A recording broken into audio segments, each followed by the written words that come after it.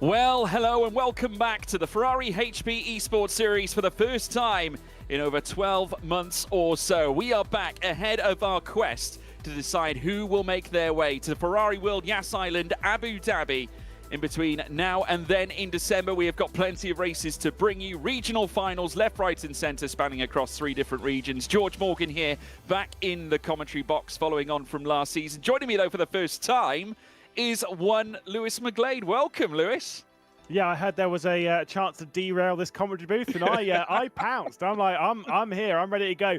Obviously, we're going to see some great racing over the next few days. Then, of course, the weeks after it with, like I say, it's going to be a tight fight towards the top to see which ones are going to be progressing. Yeah, we've had some truly remarkable qualifiers come through. Obviously, a few faces coming in from last season as well, Lewis, but also some new ones as well, which is always exciting to see. And we were actually going through a couple of the names even prior to this event. Obviously, we're kicking start with EMEA tonight on iRacing. You were obviously mentioning iRatings earlier on. Who are the ones you're sort of highlighting before we get into the nitty-gritty of tonight? Well, obviously, if you're looking purely at iRating, there is only one driver. We have a driver over 10k iRated. Obviously, if you don't know too much about the iRating system, the rating that each driver gets from doing a certain amount of races, to get over 10k means that you're damn good at the game. You know, you're seeing some good drivers around like the 7, 8k iRated to get to 10. There's a very select few above there, but Gael Valero is on the grid, expecting him to go strong. Got some drivers that have been really progressing on the platform as well, the likes of Augustin Torlashi and such. It's a really good grid of drivers. Yeah, truly fabulous as well, folks. Obviously, all of them on the quest to be crowned the new champion. Of course, last season it was Luke Whitehead. Who's it going to be this time? First and foremost, why don't we go through the build-up as to what has led to this very point. Obviously, the regional map, first and foremost, just to give you guys an idea as to what to expect here. We have 3 regions here, Americas and also EMEA, APAC, of course, that's Asian Pacific, also China part of that front as well. EMEA, of course, representing the European region, which collects all the nations as the main part of Europe. 3 regions altogether. Drivers have come through the hot lap phase and then moving through in towards the regional qualifiers before then reaching this point, which is the regional finals. These are the dates. Imola, we're kicking off tonight here on the 10th of October, but we're also back again tomorrow for 2 broadcasts. First of all, with Asian Pacific and then America's all on iRacing. That's going to be set at Imola. Then we have a short break before coming back on the 24th of October for Laguna Seca, and that will kickstart our Assetto Corsa run, where the following day after that, on the 25th, we head back to Laguna Seca for APAC and also Americas at the same time. And then one final frontier, we head to Watkins Glen for more EMEA action on Assetto Corsa Competizione on the 7th, and then it's APAC and Americas on the 8th of November. After that, we will then find out who will be heading to Ferrari World Yas Island, Abu Dhabi, to decide the Ferrari HP Esports Series champion.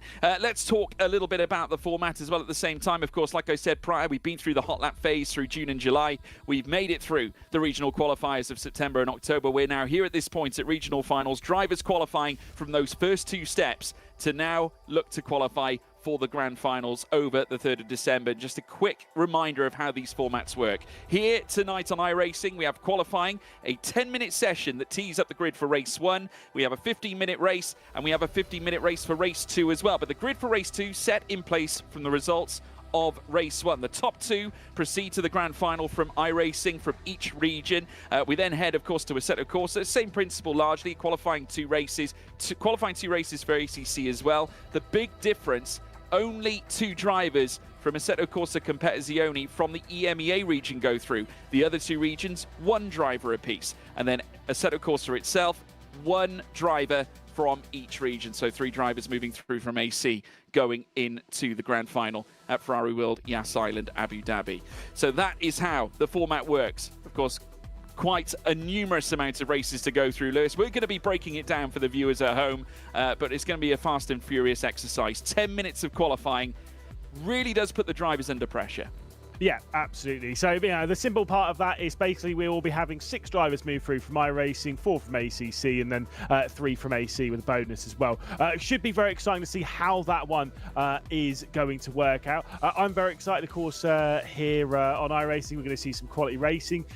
Imola is where we're racing. That's obviously going to be a tricky circuit for overtaking, so you're absolutely spot on.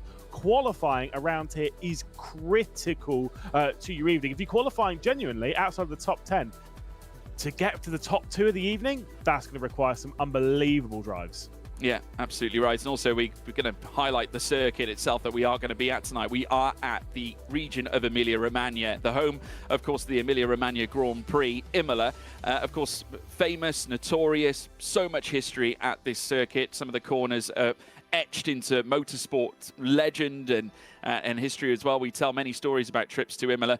Might be worth bringing in the one, the only Graham Carroll who is joining us on the broadcast at the same time. Welcome, Graham. Thank you for joining us as well. Obviously, talk to us about Imola. You're a driver. You've driven it before, I'm sure. What are the high points? What are the low points? What are the key areas to look at? George, Lewis, thanks for having me, first of all. Glad to be here. Just looking forward to it. So, listen, Imola, you said it well, Lewis. If you qualify pole here and you know what you're doing, it's hard to get by. It really, really is, right? So it's if you know what you're doing, you can defend well. It's a very tough track to actually overtake in any part of the grid. So looking forward to some battles, and that last chicane can get very spicy as well. So looking forward to it. And obviously the car we've got tonight, the Ferrari 499P, Graham. What are your thoughts on that moving into this? Because, of course, last season we had it centered around the Ferrari 296 and the 488 GT3. Well, first of all, it's an awesome car, right? It's a Ferrari to start with, so we don't get much better. But it's a very technical car. There's a lot to do with braking in it that can be quite tricky, sort of recharging batteries, all this kind of stuff. So, again, quite a tight track for this car to battle on. So it could get very spicy, but the car is awesome. It's an amazing bit of kit. Been driving it quite a lot, so interested to see how the guys go on tonight. Yeah, and obviously with the format being quite aggressive as well, Graham, in the sense that we have a 10-minute qualifying session setting the grid for race 1. Of course, the grid then for race 2, setting about, the grid set out from the results of race 1. What are your thoughts on that? Because like I say, it's 50 minutes of racing. Not a lot, and you mentioned, obviously, with it being so stiff to the point where qualifying is so important, these drivers have to get out of the blocks from the get-go, right? It is. It's qualifying is going to be such a big factor to tonight, and iRacing is so tricky. You have weather conditions you practice in, and you join the server tonight. That can be slightly different wind directions, different track state, and honestly, it comes into it massively. If the wind's slightly different in braking zones or pushing you into corners, you only get a few laps of qualifying, so it really matters. So everyone's going to be getting dialed in the practice to the track state, the winds, the temperatures, and let's see who comes out on top. And in terms of the practice, obviously the drivers using every ounce that they get. What would be your personal opinion on how you would approach practice? Is there any certain directive you have in mind before getting into the session? Honestly, just build up to it. The last thing you want to do is go out there and do an amazing lap and go up to the chicane and absolutely have a moment and half spin or something, and it just really takes your confidence away for qualifying. So just go into it, build yourself up, feel confident, don't have too many lockups, don't have too many mistakes on your practice laps, and just get yourself, it's a mental game as well, right? So mentally prepared, see who you're up against, and it's going to be a hard night of racing. Yeah, it certainly is. Lewis, I want to obviously touch a little bit on Francis McGinn as well as we take a look at the Imola racetrack. Of course, he was a contender last year, made it all the way to the Land Grand Final at Ferrari World Yas Island Abu Dhabi. Obviously returns here this time. Different car, though, in comparison to last year, the GT3. We mention it being quite, competitive. We've got Mateusz Luszak, who also won the Hot Lap Challenge for round 2. We've got Giuseppe Lafaro, the Italian, the winner of the Hot Laps round 1, but also Samir Arshad, who was P2 in the regional qualifiers for race 1 and race 2. Consistency again from him, and Florian Copan and also Birkin Oz, who was also a podium sitter in race 2 as well, after achieving a P3 in the regional qualifiers. Plenty of other names to look out for, but this is going to be extraordinarily tight, right? Yeah, obviously, qualifying is important, like we've said, but mistakes can come out of nowhere, and these drivers will be pushing each other to the very limit. We've got a very talented grid of drivers that all know what it takes to win, and that's kind of where, it's very easy to look at this grid and say, yeah, sure, we've got 24, 25 cars out on circuit, and be like, well, those are like the top 5. I think the really interesting thing here is that it's really difficult to pick 2. If you want me to go through and pick 5 or 10 that will be up there, yeah, no worries. I'll give you some names and flick through them. But 2, I wouldn't even know where to begin with this, and it's I think the drivers are very much in that camp as well. Yeah, I think largely, and I want to touch on this with you, Graham, because of course you're quite multi-versed in terms of the types of racing championships you've been a part of. Obviously, we've got the likes of David Nagy, who I know has taken part in single-seater racing, whether it be on different kinds of simulators, different kinds of platforms. Obviously, now all these drivers coming from, single-seaters, GT3, maybe even a lot of them taking part in, LMP competition. Obviously, they might be more versed to this more than others. Obviously, when you come from all those kinds of disciplines, it really is a mixed bag in terms of expectations, is it not? It is. It's a kind of car of its own, right? This hypercar, the 499P. So I remember jumping into it at the start of the year for Daytona, and these cars take a bit of getting used to. It's not a GT3, it's not a single seater, it's something on its own. So adaptability is another thing we're looking for. It's if you can sort of master all the different games and all the different cars, it puts you at the top of sim racing, right? And that's where all these drivers want to be. So adaptability is a massive part of it, and really looking forward to see which drivers come out on top tonight. Yeah, is there any particular drivers you've seen, Graham, from what we've seen in practice? Obviously, we've got our timing screen lighting up as we speak, as we very soon move into qualifying. But obviously, you mentioned, obviously getting to grips with this car. Is there any names that you've come across, though, in your own time that, you think could be a standout for this, or is it relatively new blood in your eyes? There's a lot of new blood, but I'm going to go for someone that I watched last year in the final that done really well. And I'm sure he had a bit of a Scottish flag in the part of his name, so Francis McGinn for me, I think. But like I say, there's a lot of new guys, there's a lot of quick guys, there's a lot of guys that are joining me in the World Championship in a couple of weeks' time as well. So there's some really quick guys, and I'll stick with Francis for the start of tonight, I think. Well, he definitely does pack that LAN experience. I think that does make a difference, doesn't it? But obviously, Lewis, when you take Francis McGinn into this context now, obviously, it's one thing to be P1 in regional qualifiers to build up to this very moment. Of course, coming in off the back of battling with the likes of Will Chadwick, who was also dominant on the iRacing side last year. We saw those two in the LAN environment. I remember them going toe-to-toe at Monza, of course, in the grand finals last year. What do you make of it this time, though? It's not just as simple as jumping back in and holding the same expectations. You're dealing with a whole new grid, a different type of beast, largely. Yeah, even the difference in car as well. It's going to be a difficult one, but I think we're pretty much ready to go into quali, George. Yeah, I believe so. So we can, of course, make our way through now shortly. I know the times are currently lighting up on our screens, but we will, of course, be mentioning the results shortly. As you can now see, the Stinger now on board, as we now ride on board with Francis McGinn heading down through towards Ravazza 1 and very soon Ravazza 2. Embracing the Ferrari 499P.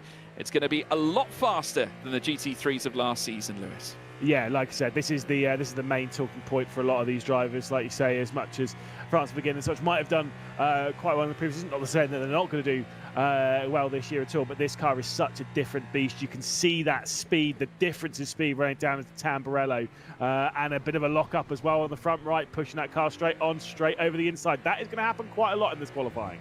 Yeah, testing the limits there. Obviously, Graham, I mean, what is your take on that? Obviously, being aware of those braking points.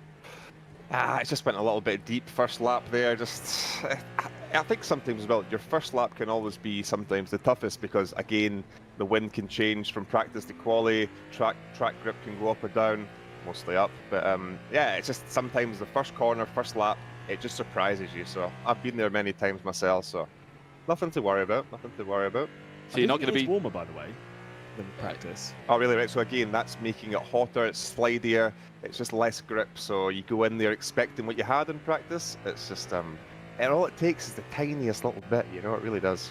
Yeah, obviously the drivers trying to ingratiate themselves with the Emilia-Romagna circuit coming into Variante Alta now. Francis McGinn trying to keep his car primed as he gets set for yet another lap. At the moment, it's David Nagy at top of the timing sheets, 1:32.792.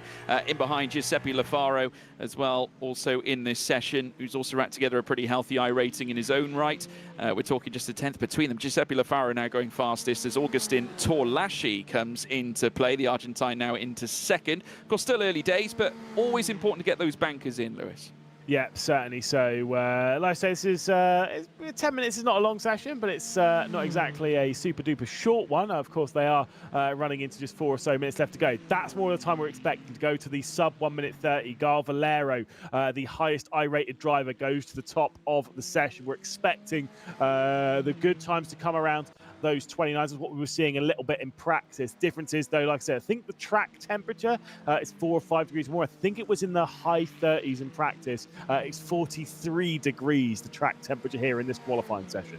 Yeah, Gal Valero, of course, one of the largely highest rated drivers in the field in terms of iRacing here in this session. Imran Ahmed Azar now goes into 4th fastest at the same time. More times now starting to flick through, but nothing yet touching the fastest lap of Gal Valero so far. The only driver in the 129s and would ideally like to stay there to cement his place on the front row and better yet pole position to kick off our first race in this regional finals phase. Of course, more times coming in. We've got Tusith Vanexay now moving into 13th place, so 132 in his own right, and a little bit of a car park starting to brew.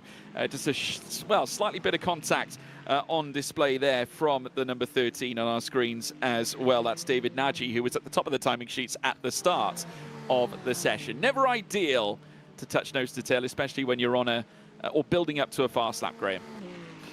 Exactly. And I think the tyres in iRacing, it'll really come to you as the session goes on. Like the first lap, it is pretty slidey, to be honest. So the temperature will keep coming to you.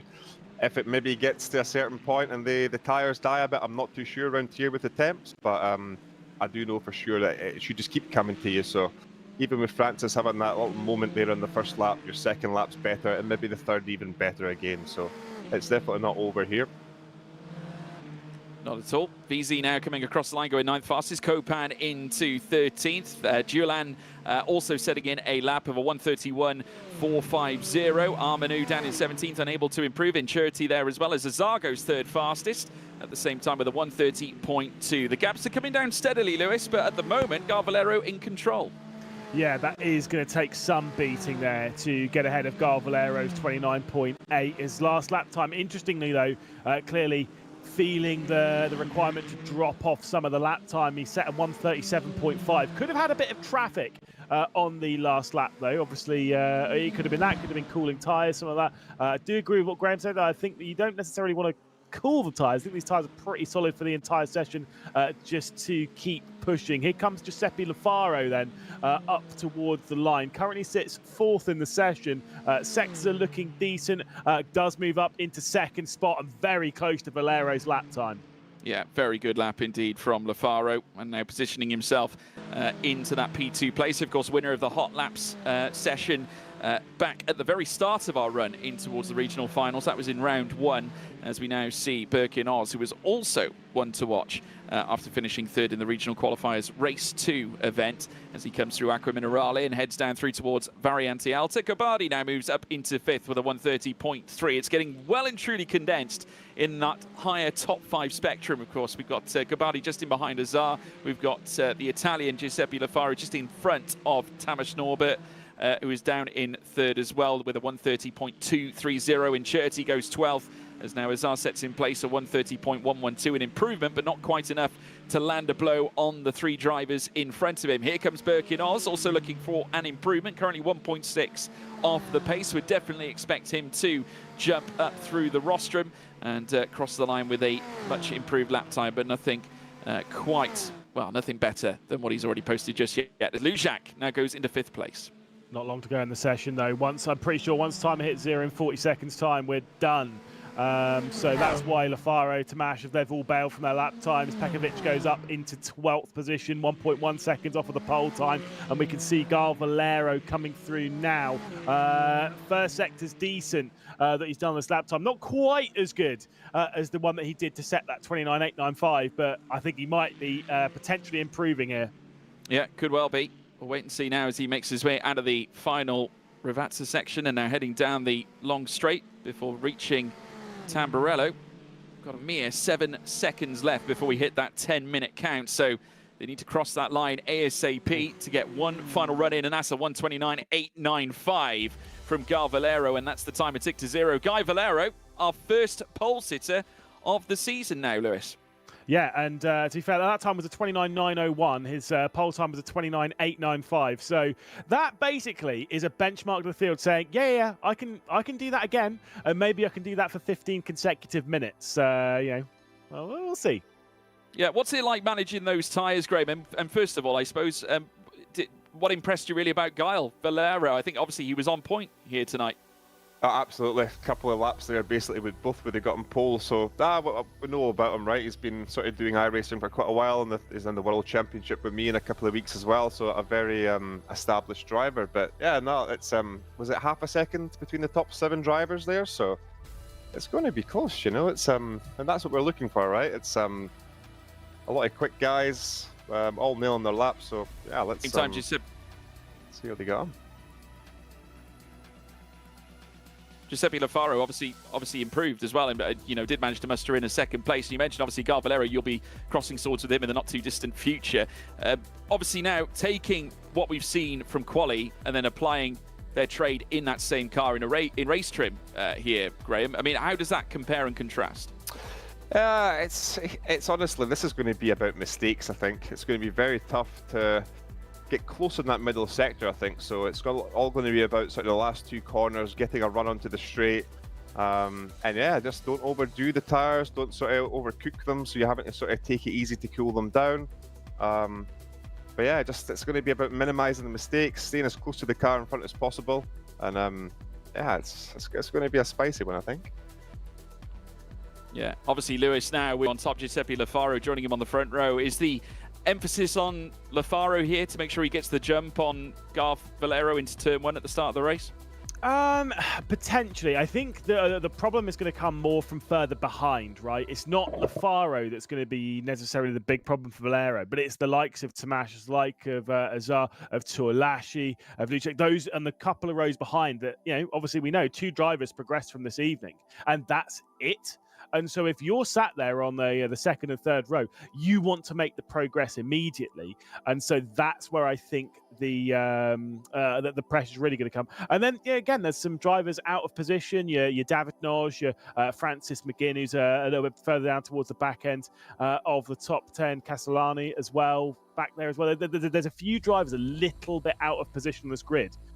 I think it could be elbows out and handbags at dawn down at T1.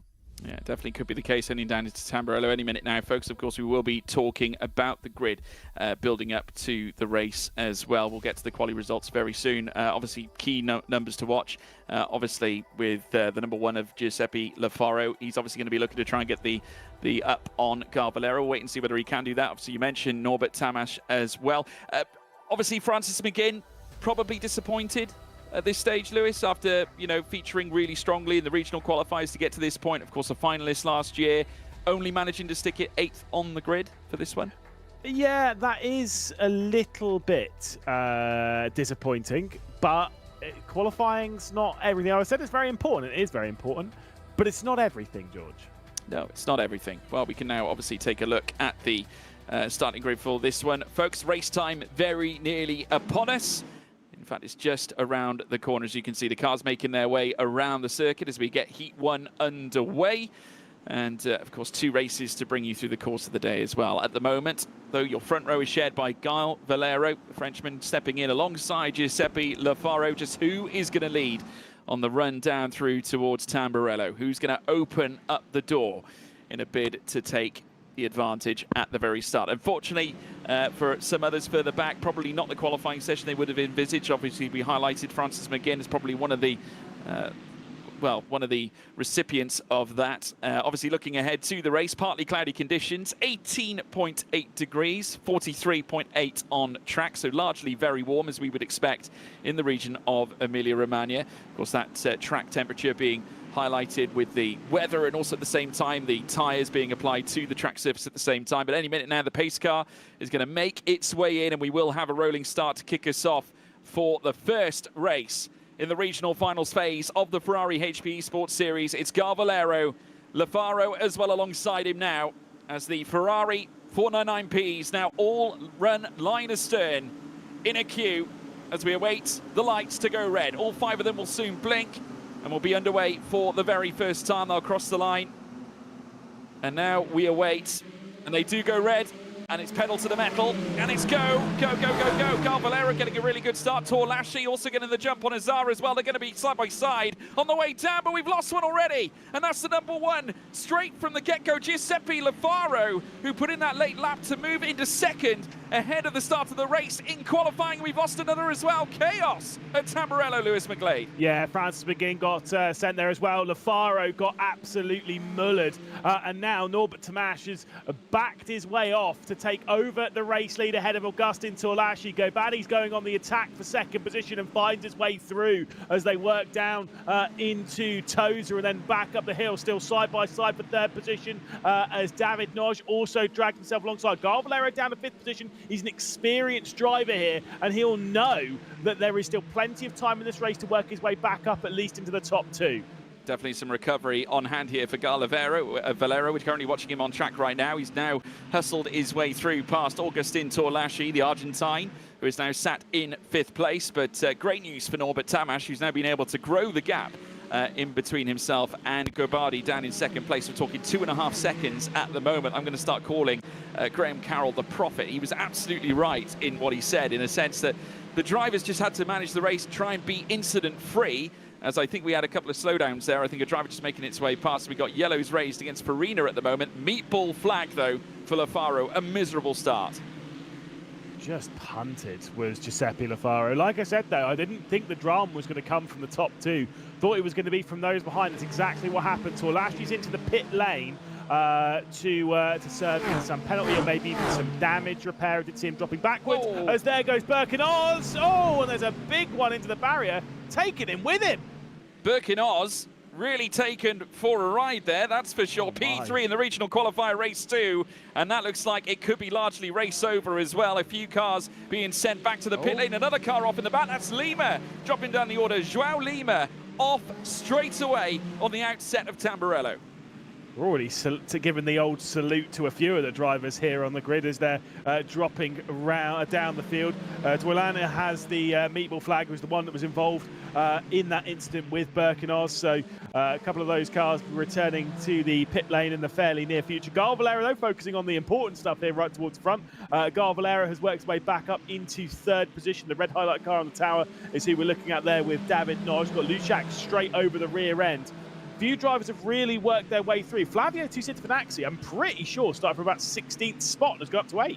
Yeah, he's done a miraculous job, I must say. He's really driven his way up through the field, 10 places up, in fact, in accordance to what we're seeing on our screens. Started 18th on the grid, now into 8th. Brilliant stuff from Flavio Tusitafanaxi, as we now watch as Andy Armanu, the Romanian, also looking to power onto the cars in front. Of course, he's in that 18th spot right now with Augustin Dulin in front of him right now as they head down through towards the Ravazza sections, through the final 2 turns on this course, and then back through towards the home straight, where they'll then later meet Tamburello once again. It's side by side as well. Further up as now David Nagy goes wheel to wheel as well, this time with the 11 of Mateusz Lushak, who has been right in the heat of the action.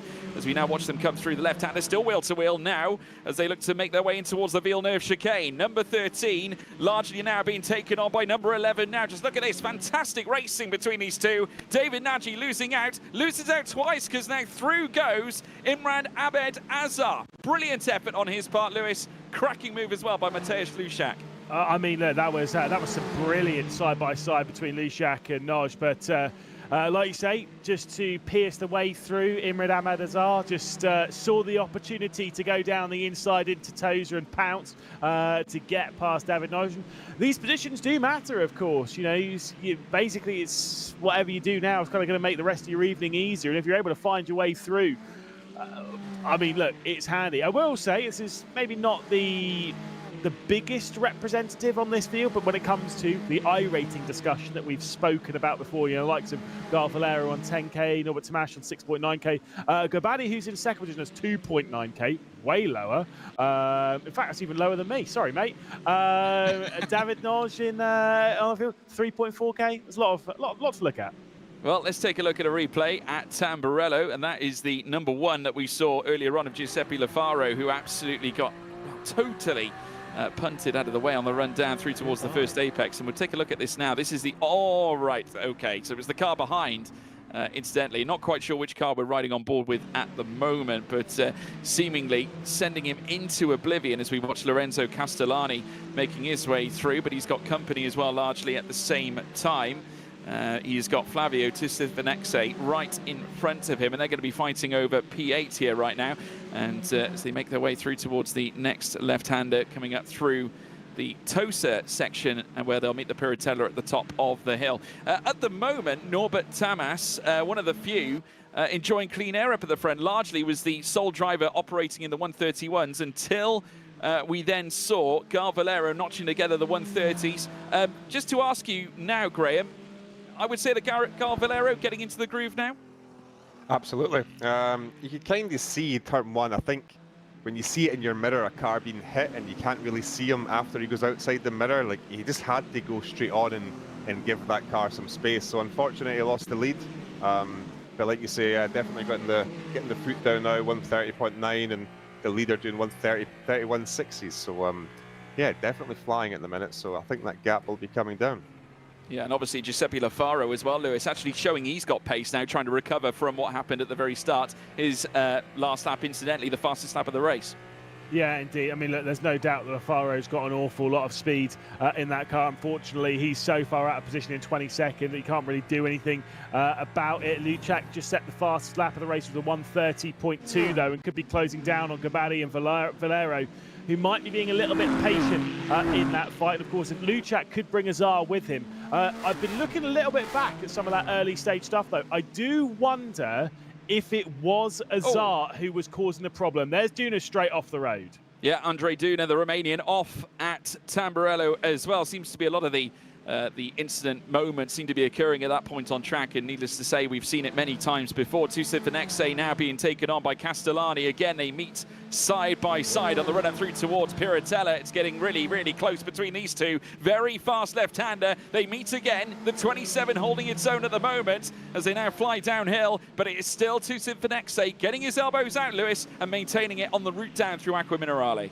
Yeah, Castellani is getting aggressive. Ernst is now joining this this fight, and you get the feeling that maybe Flavio Tisivanexe is maybe a little bit out of position comparatively to his speed, gaining those 10 positions in the early stages, dodging all of that drama early on and doing a brilliant job courtesy of it. However, is now under an unbelievable amount of pressure. We're halfway through the first race of the evening. I'm not sure Tisivanexe is going to be able to hang on to this spot, but I mean, look, putting on a good show regardless as we go back to the battle for second place.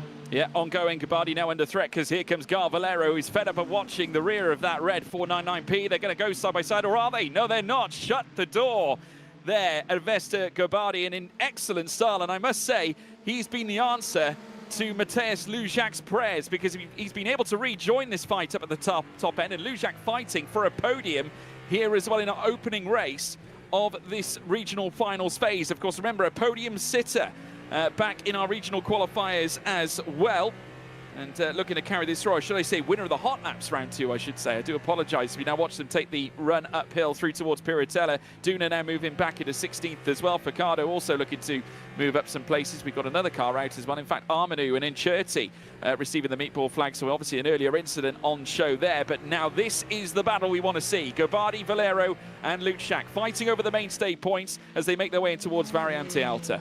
And Azar's also closing in the background in that yellow car. Just to clarify on what I meant earlier, it was Azar who was starting from 4th position, and I do believe he was the one that went into the back of Lafaro at the opening corner of this race. Not going to say that with 100% certainty, but at least with maybe 95. That was where that contact came from. So maybe Azar will have to deal with something post-race, of course, when it comes to investigating. Of course, everything's very provisional when we finish here this evening as to who's going to be in the top 2. But Azar can't be thinking about that at the moment, and definitely isn't. It's just focusing on charging back up to this group, and we're having a 4-way fight now, really close up in this group. And hey, don't even necessarily rule out the likes of David Nosh. He's not too far behind.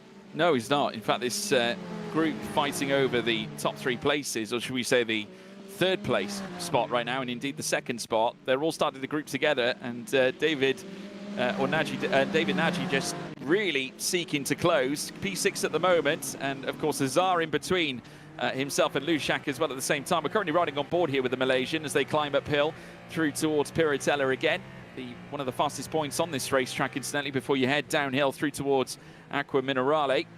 One of the faster corners anyway, as they make their way down and descend in towards the sequence of right-handers before you then throw it uphill through to the left before venturing down in towards Variante Alta into that very tense chicane as well. But Gabadi has got his defensive shields up in a bid to try and keep the relentless Valero in behind in that bright yellow car. And of course also in yellow is Azar as well, as we watch him make his way down through towards the double left-handers as we now watch them stretch down through towards the Ravazza section. Superb driving though And between. still nose to tail, long straight can present opportunities. You're absolutely right. It is Gobadi doing amazing defence there in second position. Valero in third, Luchak and Azar there in fifth. We're seeing some very good defence up and down the order. Obviously, we had Tusita Fanaxi, who was doing a great job defending and still keeping Castellani at bay. So there is a lot of that, and we don't give this driver enough plaudits. Norbert Tomasz is gone, George. He's absolutely gone. Well, he had the clean air, well, at the end of the day, it's truly offered him an optimal position at this stage. We're coming into the final few minutes of this Heat 1 session. So now they fly through the next sequence of corners. We've got Lorenzo Castellani still fighting furiously to close up on the car in front of Flavio Tustavanexe. These two have been battling for quite some time now, but still Castellani unable to find the answer on Flavio, or has he? He's now moving up the inside now, coming up through towards Tosa. They're going to go side by side now and fight over the, well, should we say the latter stages of the top 10 as they now fly uphill. It's side by side again, and it will be Castellani with the upper hand. Great move, Lewis. Yeah, really good from Castellani to get through there onto Sitafanaxi. Hermser also keeping a watching brief. Now this battling could allow Castellani to check away, not necessarily just from the likes of Sitafanaxi and Hermser, but also from McGinn, who I believe was closing in on this group with relative speed. Yeah, 3 or 4 tenths here and there. There's been some drama. Tice Herms losing it coming through the Variante Alta section, and by the looks of it, Tustavanexe also receiving a yellow flag as well at the same time, and Francis McGinn has now managed to move up into 10th, so a slowdown has been put into the hands of Flavio Tustavanexe, and at this very, very latter point in this race, that's the last thing you want here, Lewis. You've only got a couple of laps left to go. Sitafanaxi now going to feel the full pressure of Francis McGinn in the battle for 9th position. Of course, still in touch with Castellani in 8th, but as we rise back up the order to see this fight for second, Gabadi, Valero, Luchak, Azar, David Noj also joining in on this fight. 5 ways in this fight for second position. Tomasz has just been able to drive around the circuit comfortably by himself after the opening drama of this race. How much longer can Gabadi hang on? And you know, after a couple of minutes of this, I would have thought, well, maybe it's, you know, it's very much a when and not if. Whereas with 2 minutes left to go in this race, there's only a couple of laps left, George. I think he can absolutely do it. No, well, I must say, I think at this moment, it's all Norbert Tomasz at the moment.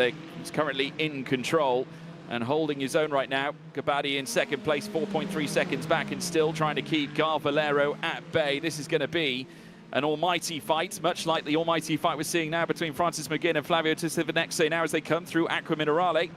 And upstairs they go, and then later towards Variante Alta. McGinn now sensing a frail moment here, but not going for the move. I tell you what, he thought better of it, Lewis. Probably a smart play. Yeah, it's such a short braking zone. They're going at the top end of the circuit. It's not an easy move. It's possible, not an easy one. Not an easy one to make a move anywhere around this circuit, to be perfectly honest. But there are those opportunities. Gobadi, though, has not given any opportunities to any of the cars. It's kind of what we said earlier. If you make that progress early on, you know, if you qualify well or make that progress on that opening lap, it's very hard to make passes around here. Even here on the last lap, as here comes Gar Valero. Yep, looking around the outside to try and flood or field his way into second, and finds it as well. And Luchak, off the back of it, also looking to find his way up into third at the same time, chasing a podium place. As now, once again, Gabadi comes under pressure, because here comes now Imran Ahmed Azhar, and he moves through as well into fourth. A massive loss for Gabadi, who is now meeting Naji David coming through in towards the next left-hander. It's side by side, but it is Gabadi who retains fifth at the very least. But a massive loss of places there for the young man. Yeah, had a big kick of oversteer coming out of the hairpin at Tosa and just couldn't really deal with it. And then had cars going through, I think panicked a little bit and slammed that right foot down. But This driver hasn't done any of that today. Just absolutely perfect drive, George. Norbert Tomasz started on the second row. He took full advantage after the errors that opened up heading into Tamburello. He capitalised on the moment of Giuseppe Lafaro, and also at the same time, Valero missing out right at the very start as well, taking full opportunity not only to gain those places, but win the first race in the regional finals here in the iRacing phase here at Imola. A wonderful result for Norbert Tomasz, kicking off his run to the grand final in the best way possible. Valero, a magnificent second, only losing one place after the chaos at the start, and Mateusz Lujak rounding out third as well. But we've got to remember, all results are of course provisional. Stewards will be looking in to moments that occurred during the race at the same time. But a wonderful display from Norbert Tomasz, and there can be no doubt, Lewis, he was definitely a very, very good winner. Just like I say, to not make a mistake when you're in the lead is obviously, fair enough. You're very much in control of the race, but it was the early race reading of that incident between Lafaro and those behind, the likes of Azar and such, and just read it beautifully. I mean, Valero did also read it quite well, as Graham was saying, as to going straight over. I think sometimes that is the best opportunity, like I say, when you can't see where that car's going that's crashing around you, and again, played those cards right. A few drivers, though, that will be well out of position in the second race, the likes of Lafaro and Tolashi and such, that will be well out of position heading into the second race of the evening, which, of course, it being a points affair, they're already not out of it, but it's not looking good. Yeah, no, absolutely right. I think obviously if you're Francis McGinn as well, you probably would have been hoping for something a little bit more, but an incredible performance from certainly the driver just led all the way, Norbert Tomasz. Really, really astonishing. I mean, from your point of view as well, Graham, I mean, what do you take from that first race? I mean, it was just a dominant win, was it not? Yep, big congratulations to Norbert. A flawless drive. Like you say, he really capitalised on the turn one with Gale and the wee incident he had there. But just what I could notice at the end was with the Go Baddie guy in P2 and Valero P3, like, Valero was clearly quicker, but this is a competition, what you just touched on, Lewis. This is about points. So if you go and make a move and then you go and get wiped out again, like what happens? You're kind of out of the running tonight. So this is all about finishing, all about being at the top. And what a great move it was to get P2 in the last lap by Valero. So, well, very exciting stuff. Yeah, I mean, would you say there's great value, I suppose, well, we'll get to that in a moment. But first of all, the results, folks, as taken. Of course, all these provisional. Norbert Tomasz coming away with 25 points. Valero, second place, 18 points going his way. Mateusz Lujak picking up 15 after finishing in third. Imran Azar in fourth with 12 points. Then Avesta Gabadi in the 10-point category after finishing fifth. David Nagy in sixth with 8. Eric Visi in seventh. Then Lorenzo Castellani in eighth place with 4 points. Against his name rounds out the top 8 here, and of course that will feed into the championship. Flavio Tucivinex with 2 points. Francis McGinn managing to land that single point, key single point, which could make all the difference come the end of the sequence of races in a bid to qualify for the grand final. He finished in 10th. Giuseppe Lafaro, Igor Wazowski, as well as Augustin Tolashi and Vukasin Pekovic, Thijs Herms and Alessandro Inchetti, as you can see with the big 0 next to them. They're going to be looking to try and recover in our next race that we will be bringing you at Imola as well. Of course, the grid for that set by the results from race 1 at the same time. But just alluding to what you just said there, Graham, I mean, this is clearly a championship that values consistency. Exactly. It's sim racing, so all about it. It's so motor racing, right? It's all about finishing. And if you just make the tiniest move, too bit aggressive here or there, and you almost, it hinders yourself, it's, it's only you that's lacking the points at the end of the race. So got to finish, you've got to be up there, and consistency is for sure key. Yeah, and obviously we you only have a small window really, Lewis, to really gather these points as well, considering the realms of racing we have over the 3 platforms leading through to the regional final, well, through the regional finals into the grand final. Well, I mean, yeah, you got 2 races. Basically, it is absolutely brutal, and also spare a thought a little bit for the likes of Lafaro, who is only down the order through basically no fault of his own. Right? Was punted there at T1, and that's the thing. Is as much as you can do everything in your power to take as much control as possible, but you understand that going into turn 1, control is not only in your hands; it's in the lap of the racing gods as well. Yeah, and obviously 2 races only, and at the same time, like you so rightly saying, and at the same time, only 2 drivers will progress from this group. I mean, that just elevates the brutality of it, right? Yeah, and it's just the top 2 in points. Yeah, it's not as if, Norbert Tomasz after that brilliant drive, not as if he's going to sit there and be like, right, that's it, job's done. Yeah, 24 points is great. But one mistake at turn 1, one issue from the car behind at turn 1, you're scoring no points. Yes, it's still possible to finish the second, but it's also very possible that you won't. And that's one of the difficulties of this. I think this half formation lap, I can imagine the tension really builds in these drivers' minds as they drive around the circuit. Yeah, it's going to be gritted teeth, isn't it, for a lot of them? Because not only was Giuseppe Lafaro punished by not scoring any points off the back of that opening lap incident, but now obviously facing the prospect of starting the next race in 17th spot. I mean, that's just that I mean, I hate to say it. I mean, sometimes sport is cruel. I mean, for what has he got to do to turn this around? I mean, win, but that's almost impossible. It's one of those ones where you just have to almost remove it as best you can from your mind and just crack on. At least have an entertaining race.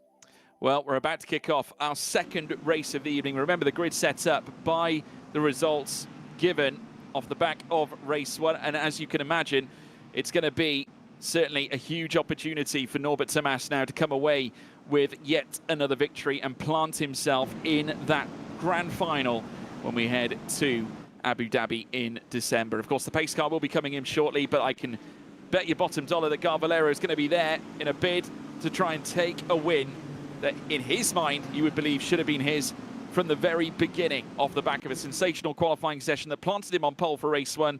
Now somewhat the roles are reversed for him, at the very least. For Tomasz, he's now starting on the front row as opposed to the second.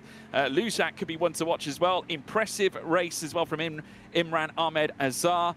David Nagy, another one to watch too, could yet be a force towards the end, but also watch out from the likes of Francis McGinn, looking for a big start. And I'm sure, no question, Flavio Tusifanexe is going to be looking to get his arms out. And Tice Herms, who was also part of that crew, looking to fight for places, will be back as well. But they are now line astern once again. They're in rows, in columns, and they're making their way, trickling through towards the line, awaiting the lights to go red. All 5 of them will light shortly, and we'll get this second race underway here at Imola. As without any further ado, it's Tomasz and Valero side by side. The lights go red and it's pedal to the metal.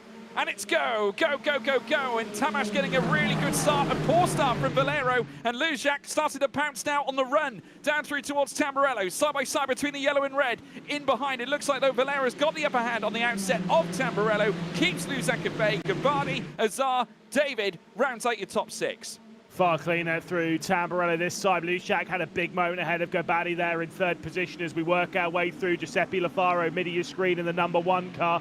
14th position at the moment. Got Kopan ahead. Tusifanexe, who's dropped a couple of positions and might even be more there. He makes contact with Tice Herms, runs out wide and pushes Herms basically off the road, allowing Kopan to come through.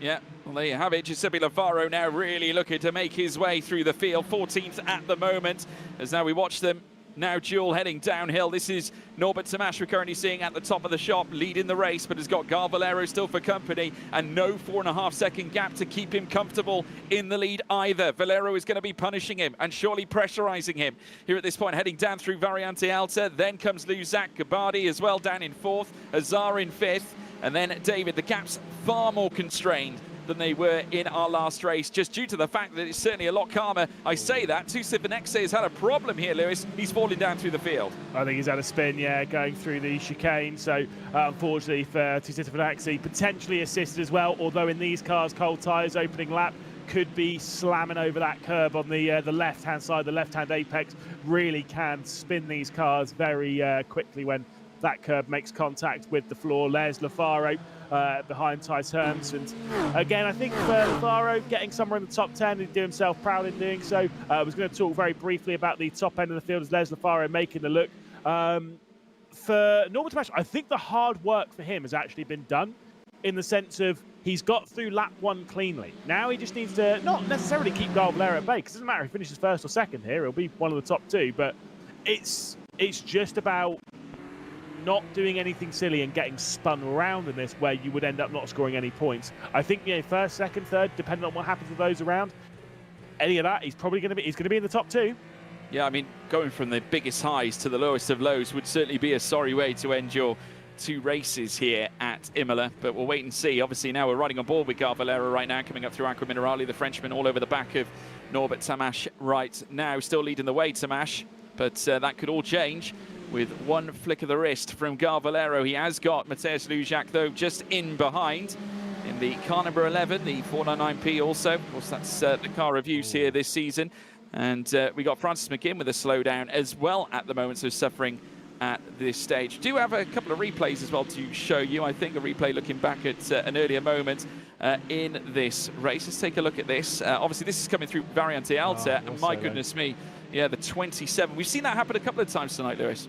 Yeah, I do believe that was solo from Tiseta Finaxi, and I do believe it was to do with that curb on the left-hand side. I can tell you that from personal experience. I think every lap I've done around here, I've had an issue with that curb. It is a tough one because you want to attack it, but you got to remember these cars, they're low to the ground. As much as you can touch it a bit, you can't smack it. But there's also that fine margin where if you don't smack it enough, that can actually also spin the car. That very awkward margin where you have to, at a bare minimum, you have to commit. This is a circuit that respects commitment. And this is the difference, isn't it? Largely, last year we had the 296 and the 488 GT3 cars that could probably be a little bit more brutal with the race curves, but with these ones you've got to tread on them with kid gloves almost. A little bit more so, yeah. To be fair, you'd be surprised how much you can get away in a hypercar on the curves here in iRacing, but yeah, it is a different kettle of fish when it comes to taking on there are certain parts of the circuit where you can abuse the track limits and certain parts where you can't. It's kind of one of those ones that comes naturally to the drivers around here, especially because 90% of the grid, we love abusing track limits. And you'll take it as far as you can. Of course, the track limits in this series are imposed in-game here in iRacing, which is actually fair around here. Fine. There's no need to do anything more than that. The game's pretty good at self-policing as more slowdown penalties coming in. Farina down the field. Capan having one there and dropping a couple of positions, including to Giuseppe Lafare. Yeah, it just goes to show really how troubling track limits can be when you get given those slowdowns. We've got Imran Almedazar also on the move as well in the yellow 499P, now going side by side, looking for a move on Avesta Gabbardi, who was putting up the walls of defence in that last race, and he's just done it again, Lewis.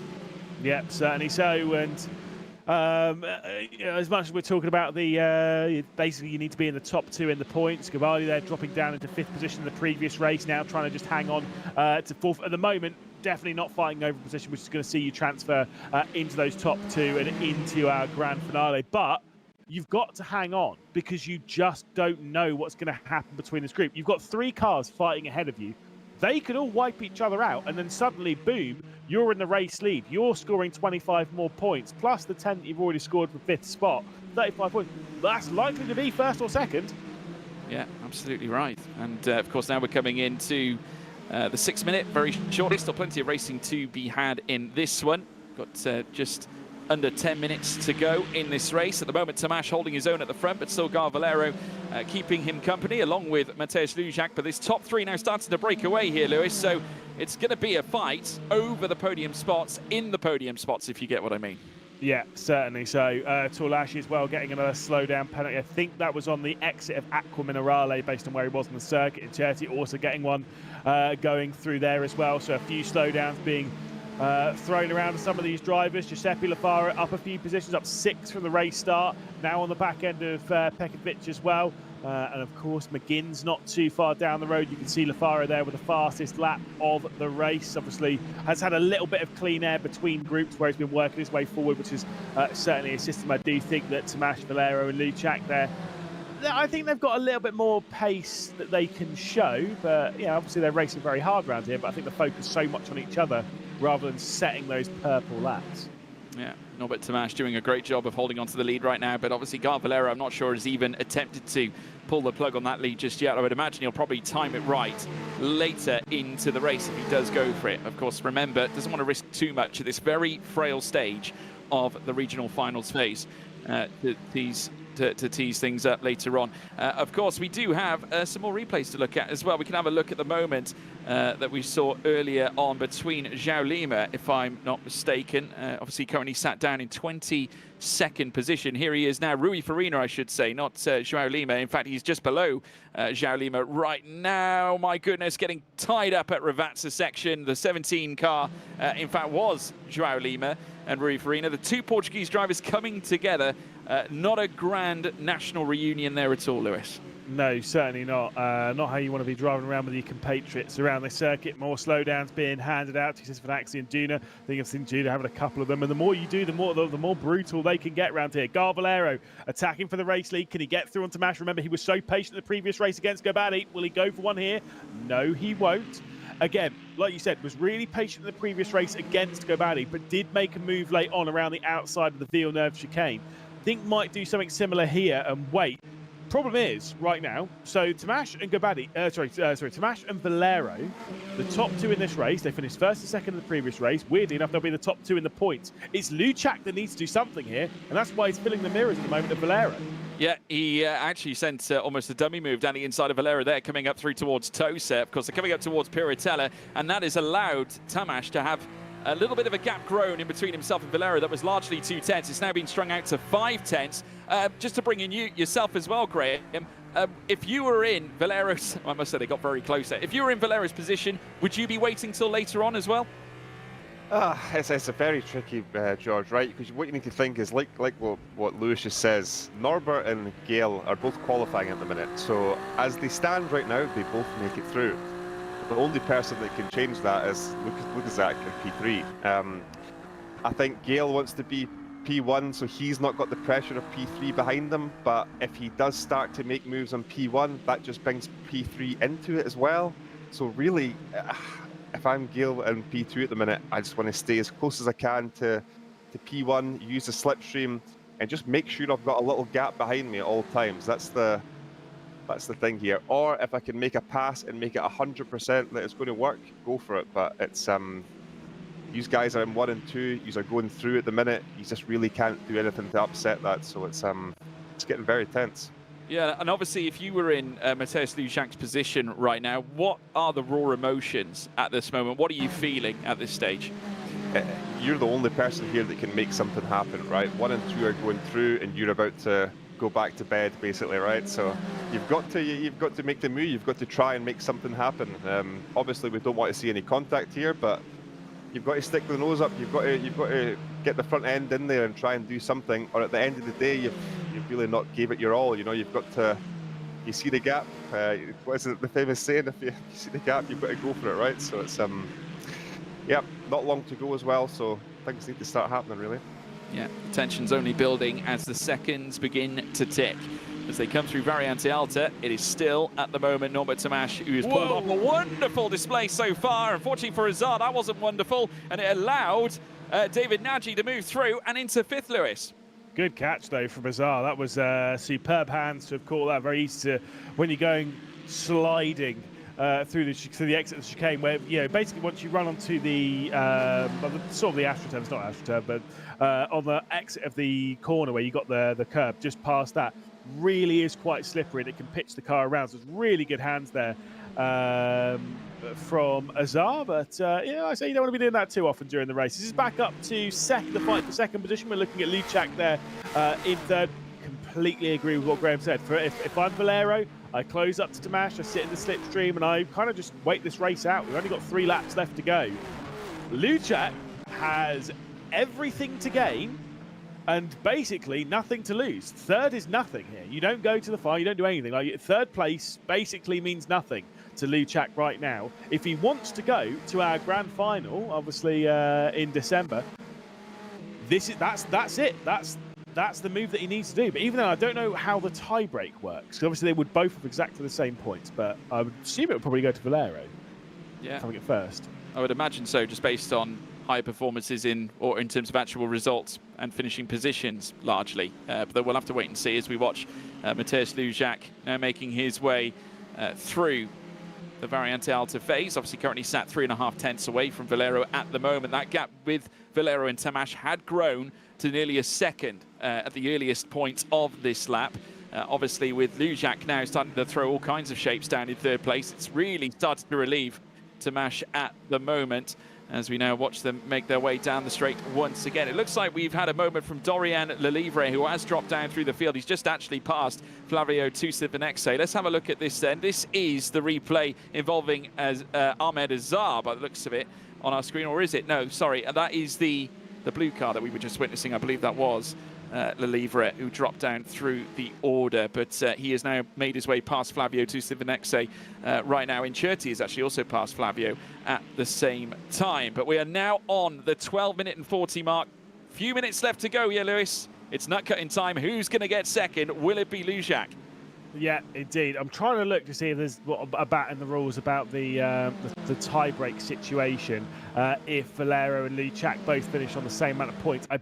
I haven't found anything yet, as there's a big crash here with Herms into the barrier, also joined in there by Lelivre, and they're both definitely out of the race. That was a whopping crash coming through the exit of Tamburello, I believe. Yeah, well, we just saw Lelivre actually making the mistake at Variante Alta, so clearly phased by that moment, and it's just got worse. What are your comments on that there, Graham?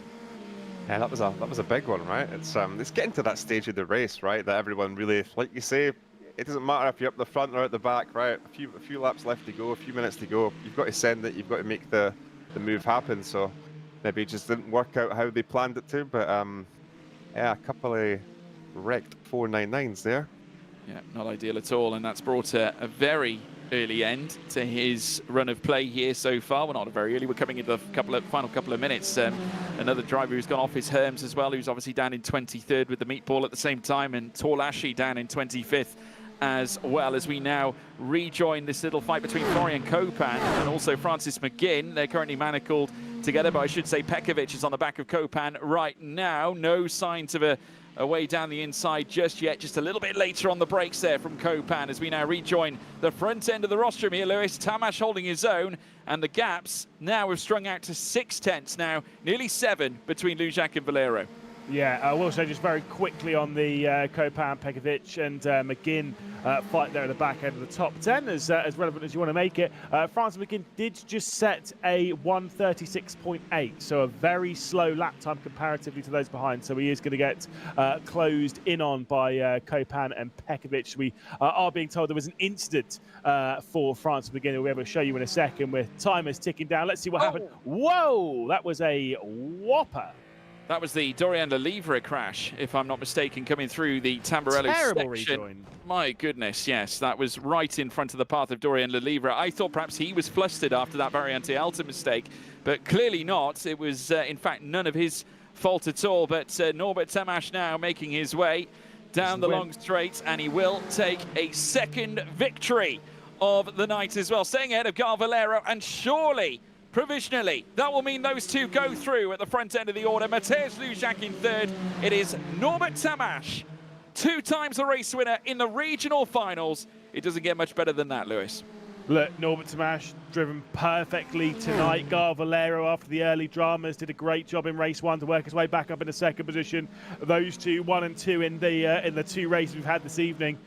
Sure, we can say it's provisional, but realistically, when looking at it, I don't see any major changes happening on that front. I think those two will be the one that we'll have to deal with your ugly mug in a few months' time. Absolutely right. Obviously, off the back of that, Graham, job pretty much well done for Norbert Tamash. 2-2, can't ask for much better, right? It's that's what he would have wished for coming into tonight, and that's what he's got. So, no, awesome job from him, and again for Gail Valero as well in P2. I think it could have been a wee bit different if the first lap of the first race was different. But listen, I think he would have took it as well tonight, just guaranteeing his spot in the grand final, which all the drivers were aiming to do tonight. So, a happy couple of guys there. Yeah, objective ticked, and obviously, if you're Mateusz Lujac, you take some learnings from tonight, and maybe look ahead to perhaps coming back next year. Exactly right. You can see the guys that were there last year and they've came back this year as well. It's all about experience, you know. And you've done it once, you come and do it the next again time. You've got the experience, and you're hopefully do a little bit better. And he wasn't far away, right? His pace was flying at the start of the race. It's just a very hard track to pass it once the racing starts. So, and the front two guys, their pace as well, it's going to be hard to pass that, you know. So I think he did an excellent job no matter what.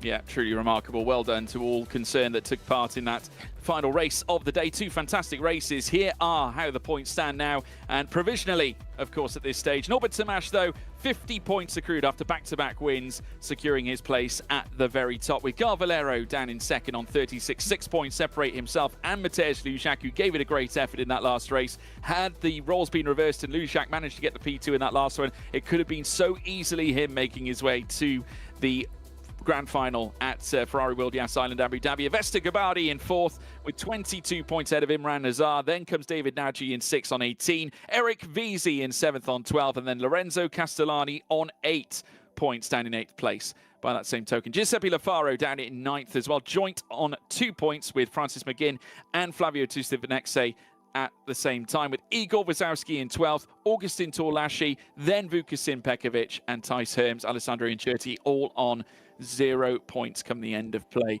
So that is 2 races down. Thoughts for the day, Lewis? What were your thoughts? I think obviously the main figure point, as we were discussing with Graham just now, job done by Norbert Tamash. That's exactly what he needed to do. And obviously Valero, I don't think he'll be too upset about lack of victories here today. Again, he's done what he needed to do. Yeah, that's it. You know, you qualified into the position. Obviously for Valero it was pole, and basically played the cards right over the 2 races. And of course, whilst it is provisional, those do look like they're going to be the 2 that will be taking to that grand finale. But I think the big one is it's the brutality of this format. You know, we get 25 odd cars onto this grid. You know that only 2 of them are progressing their way through. That is tough. It's such a small percentage of the field. So there are going to be a lot of disappointed drivers out there. Like say your Francis McGinns, your Mateusz Luszaks. Few really good stories though, and some to keep an eye on maybe in the future. I think Baddy put on a really good performance this evening, and maybe it would have been different without that final lap move from Valero in the previous race 1. That move around the outside at Villeneuve, but it happened. Gabari dropped down the order, and I still think it's been a solid evening from a driver that's apparently got 2.9k. I almost don't believe how good he drove. Yeah, he very nearly proved a lot of people wrong. I mean, it was a sensational defensive drive. If he had the, I suppose, more on the pure pace, he probably would have been right on the money. But obviously, folks, we want to say a big thank you to all of you for tuning in. Obviously, we want to bring Graham in at the same time as well. Graham, final thoughts. What impressed you tonight, and what do you think could be improved on from other drivers through the field, from your professional experience? First of all, I don't think I'll be picking a favourite driver in the coming rounds after what happened to Francis tonight. But now, listen, it's we see some great drives up and down the grid, a bit of contact here and there. That's always going to happen. But on such a sort of pressurised night like tonight, it's one of the biggest competitions in sim racing at the minute, representing Ferrari. It's a lot of pressure goes into this, and a lot of practice, a lot of hours. So it's great to see 2 guys really sort of take the lead of tonight, but with some close guys behind. So it's exciting for the rounds to come in the future, in the coming days. And loved every minute of it, to be honest. It's been great.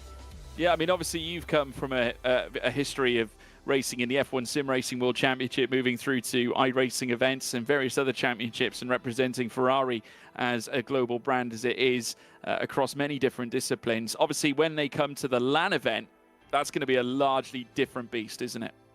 It is. Across there in the Abu Dhabi Ferrari world, it's some setting, you know. And even I watched it last year from home, and just the big sort of Ferrari logo sitting next to you, you know, just the pressure of it, thinking I could be a part of that team in the future possibly if I perform tonight. So it's some setting, it's some grand final to be a part of, and I honestly think any sim racer's dream is to be across there in Abu Dhabi in December. So looking forward to seeing who all the finalists are. Do you think those 2 will be able to handle it, Lewis? I definitely think so. It's one of those ones, if you've not got too much experience in LAN, then this is probably one of the most terrifying experiences. Like you say, with the pressure of the most iconic brand in motorsport, and you're there to represent it's the highest level of competition in sim racing. That's tough. If you've got a lot of experience in LAN, then yeah, you're good to go. But I'm not too sure how much the pair of them actually do in LAN. Great in sim racing, sure, but in LAN, I'm not quite as convinced.